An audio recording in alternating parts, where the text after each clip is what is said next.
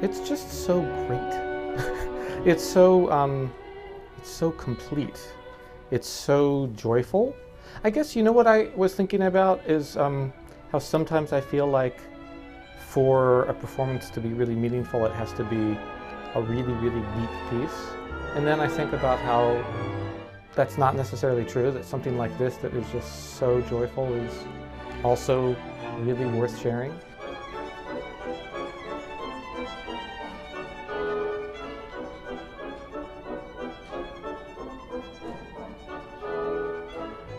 The twist for me is that Tchaikovsky had such a kind of tragic life in a lot of ways, and so I feel like his joyful music is well earned.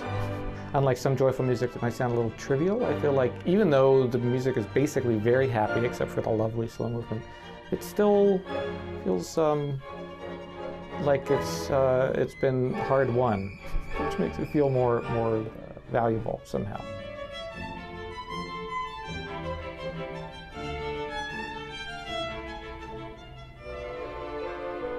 My instrument is was made by Johannes Presenda in Turin in 1844. It was one of his very last instruments.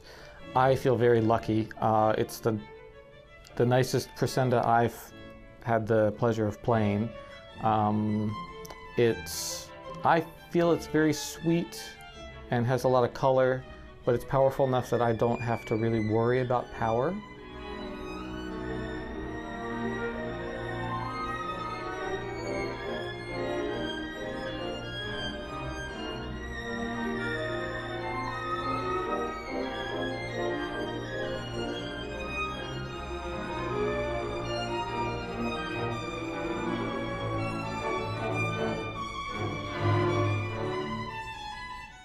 Apparently, Auer didn't actually say, there is a quote about how it was unplayable and beaten black and blue, the instrument. He later said he didn't actually call it unplayable, but he just had a lot of problems with it. And as I mentioned at that talk the other day, it's more kind of an idiomatic or stylistic thing because the way he changed it made it much harder in many ways. But I suppose the use of the bow, the way Tchaikovsky asks the violinist to use the bow with the fast chords, must just have seemed to him too rough, too violent.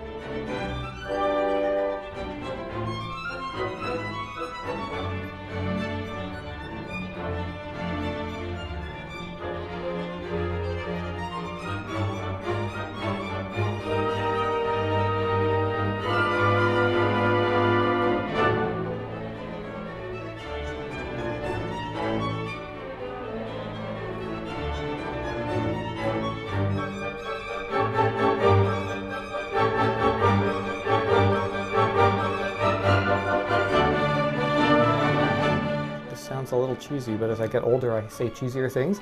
I hope it makes people feel closer to each other in the end.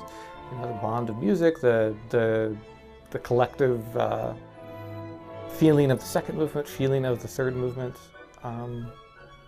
That's, I guess, what I hope.